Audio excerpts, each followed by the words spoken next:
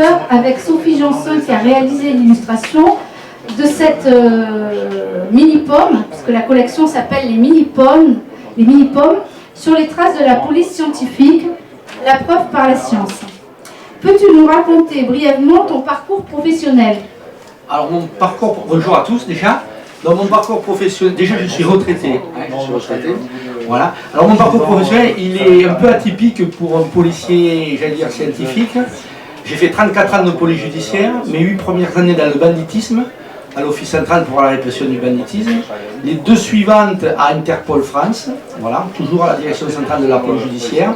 Et après, je me suis spécialisé en police technique et scientifique, où j'ai fait 16 ans au laboratoire de police scientifique de Toulouse, qui est un des 5 laboratoires de police, et j'ai fini comme responsable des services de police scientifique de Midi-Pyrénées à la police judiciaire de Toulouse. Voilà mon parcours. Alors, grâce à la science, les enquêteurs possèdent aujourd'hui de nouvelles techniques pour résoudre leurs affaires.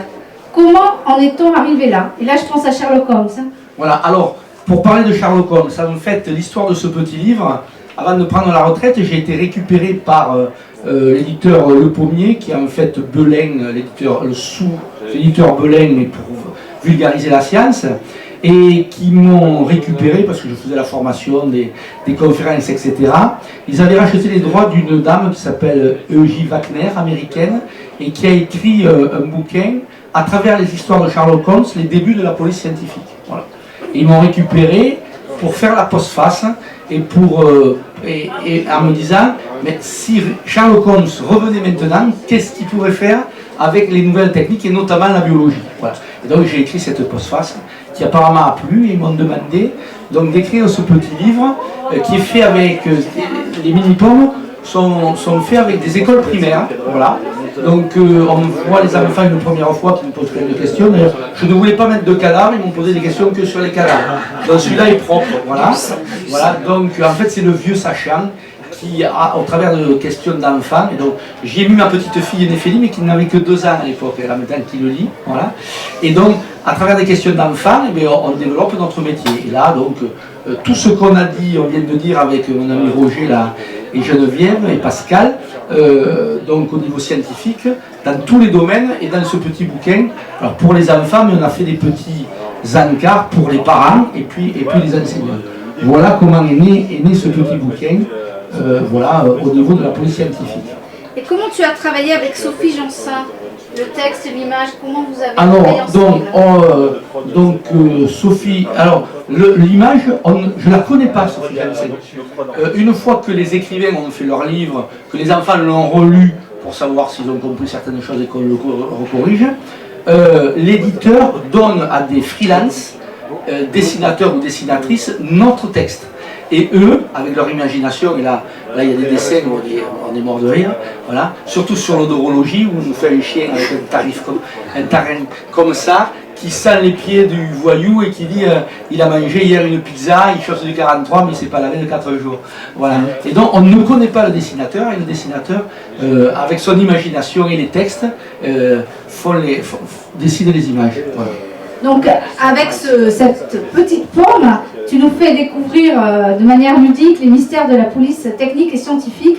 Et toi, en tant que policier, qu'est-ce que tu as envie de faire passer? Pourquoi ce projet t'a plu? C'était quoi ton idée, quoi, ce qui t'a motivé? Déjà, avec toutes les séries de télévision que l'on voit, et puis, j'allais dire, certaines erreurs journalistiques dans les vraies scènes de crime, ça me permettait déjà de démystifier certaines choses et surtout d'écrire ce qui se passe réellement.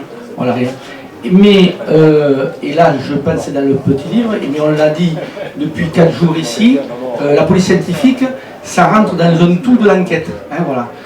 Nous sommes sur le terrain des binômes. Alors le binôme, c'est l'enquêteur et la police scientifique, qu'il soit policier comme avant ou maintenant scientifique comme notre collègue du laboratoire Geneviève. Voilà.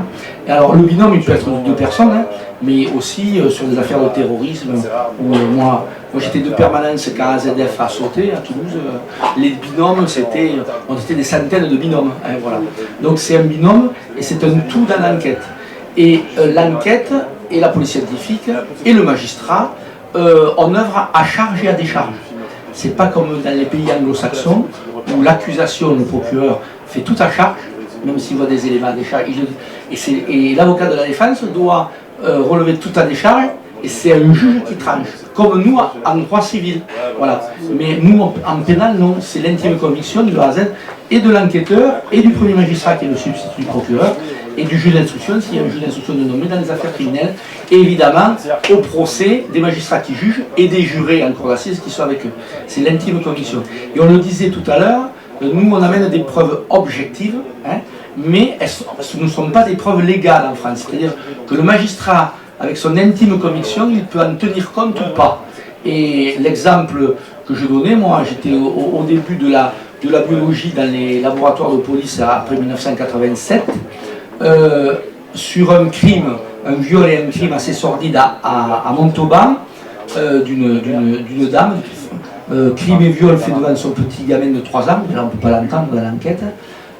On récupère dans l'enquête un militaire, puisqu'il était militaire. On fait le profil ADN sur les sécrétions qu'il a laissées et les siennes, et on identifie formellement l'individu au niveau de son ADN. Et le magistrat d'instruction, qui était une magistrate, a dit: moi c'est une nouvelle technique, je ne la prends pas en compte, et donc je le remets en liberté. Voilà. C'était son intime conviction. Après il y a la chambre d'instruction, ça s'appelait la chambre d'accusation à l'époque, la chambre d'instruction maintenant, qui a demandé des contre-expertises par un autre laboratoire, qui a dit la même chose que nous. Il est reparti évidemment en détention et il a été condamné à la réclusion criminelle à perpétuité. Mais le magistrat ne peut ne pas le tenir. Ce sont des traces de passage. Nous on dit voilà, on identifie, voilà, là il y a le passage. Voilà. Alors, on parlait de l'odorologie tout à l'heure, la comparaison d'odeur. La comparaison d'odeur, c'est pas avec des chiens, c'est avec des tissus, et le chien il compare lui, voilà, et donc elle ne reste ces odeurs qu'on a tous corporellement, hein, et donc on s'est assis là tous, hein, plusieurs personnes se sont assis, et le chien est capable de faire la différence entre les odeurs de toutes les personnes qui se sont assis là, sans se tromper, hein, voilà. Et là aussi, la justice en a tenu compte, mais si elle ne voulait pas en tenir compte, elle n'en tient pas compte non plus. Voilà. Donc nous, ce sont des traces de passage qu'on identifie. Mais l'odorologie, justement, on peut disculper quelqu'un à décharge, parce qu'on sait que ça va tenir 48 heures. Voilà. Et donc après, c'est l'enquête qui dit où était cette personne, etc. Parce qu'avec l'ADN des temps modernes, il y a des voyous, hein, comme ils se font toujours des choses pas bien entre eux. Les premières affaires d'ADN, du côté de Nice, il y avait eu un gros vol à main armée, et il y avait un voyou qui avait fait semblant de fumer devant la banque en partant, et les témoins ont dit mais un des voyous a fumé, il a laissé son mégot, et en fait il avait piqué le mégot d'un des voyous qui voulait l'embêter, et donc on a mis l'ADN de l'autre. Mais l'enquête a démontré, voilà, ça a été porté à l'enquête, mais l'enquête a démontré, on a pu démontrer que ce voyou-là, il n'était pas là ce jour-là. Voilà. C'est pour ça qu'on dit, donc l'enquête, il faut bien comprendre, c'est un tout. Nous, on amène des éléments objectifs, mais qui sont corroborés ou pas par des témoignages, par des constatations, par des aveux ou pas. Voilà, donc, voilà à ce niveau-là. Qu'est-ce qu'être un policier, un enquêteur pour toi aujourd'hui? Si un jeune voudrait démarrer dans un de ces métiers. Alors déjà, il faut être très humble, parce que malgré toutes les techniques, malgré toute la formation, on joue dans, enfin on joue, entre guillemets, on est dans l'humain. Voilà, et dans l'humain, tout peut se passer. Hein, voilà. Et même quand on est bien formé, et même quand on a des techniques de pointe, on peut se tromper. Donc il faut être très humble, très observateur, voilà, très patient, voilà, et surtout se remettre en cause tout le temps. Voilà, et aller, même si dans certains services c'est créé, avoir individuellement une veille technologique sur les nouvelles techniques ou les modes d'enquête, parce qu'un enquêteur, comme on le disait là, à la différence des experts à Miami, où le scientifique ou le policier scientifique, le scientifique policier, déjà, le scientifique à Miami, il est armé, alors que là, les scientifiques ne sont pas armés. Voilà, en France, il n'y a que le policier qui est armé, qui a le port d'armes. Celui qui prélève, c'est un scientifique, alors policier ou scientifique, au niveau de son statut, qui va faire les prélèvements sur la scène de crime, avec en binôme un officier de police judiciaire, qui va mettre tout scellé et pour que ça devienne une pièce à conviction, voilà. Après, il va y avoir d'autres personnels, policiers ou scientifiques, et de plus en plus policiers qui vont faire les analyses. Un laboratoire de police, c'est 99% des scientifiques, mais encore il y a quelques policiers en balistique, qui est la police technique, en balistique, en traces digitales et en documents. Voilà. Et après, une fois qu'on a donné l'identification aux policiers qui ont l'enquête, le scientifique, même le policier qui fait de la police technique scientifique, ne va pas arrêter la personne. C'est l'enquêteur qui va arrêter la personne, à la différence des experts à Miami. Donc, patient, se remettre en cause, très observateur. Voilà. Et ne pas regarder l'heure à 18 h quand normalement la fin de la paye tombe, et dire s'il a une fiancée ou un fiancé, tu ne me verras pas souvent à la maison le week-end, ni la nuit. Voilà. Est-ce que tu as des projets à venir? Alors, les projets, j'espère que l'équipe que j'encadre au Stade Toulousain, à minimum deuxième année, sera champion de France cette année. Voilà. Hein, voilà. Non, des projets, c'est continuer comme Roger, comme Pascal, que tu connais bien. Hein, voilà. Voilà. Et comme Dominique Daillot, on s'est connu, jeune policier en banditisme, lui à Versailles, moi au CRB, c'est continuer à faire passer ce message-là sur la police en général, sur la police scientifique et la dureté de ce travail, voilà. Et puis former les jeunes qui viennent nous voir en leur disant que tout n'est pas rose, mais c'est un beau métier, qu'ils peuvent le faire, mais il y a des contraintes qui ne sont pas ailleurs, même si tous les métiers ont des contraintes. Voilà, continuer cette, j'allais dire, formation intellectuelle à tous les jeunes qui peuvent venir nous voir. Est-ce que, égard à la difficulté du métier dont vous venez de parler, et au risque que vous prenez dans les enquêtes, j'imagine, quand vous traquez, je présume, vous traquez les malfaiteurs, dangereux par essence, est-ce que vous avez des payes qui sont en conséquence? Enfin, je ne sais pas, il y a bien sûr une hiérarchie des salaires. J'allais dire, on dit que vous êtes mal payé, quoi. Voilà, non, alors mal payé, oui et non, on est toujours mal payé, il faut toujours dire qu'on est mal payé. Vous avez un bon syndicat. Voilà, alors le gros problème en police scientifique, on a petit à petit, à l'époque, en police scientifique, à part les laboratoires, mais qui étaient des embryons, hein, puisqu'il faut dire que au niveau géographique et des services, la police scientifique a été créée officiellement en France, même s'il y avait Pertillon depuis 1881, et le laboratoire de police municipale à l'hôtel de police de Lyon par Locard en 1910. Tout ça a été étatisé et uniformisé par la loi du 27 novembre 1943. Voilà.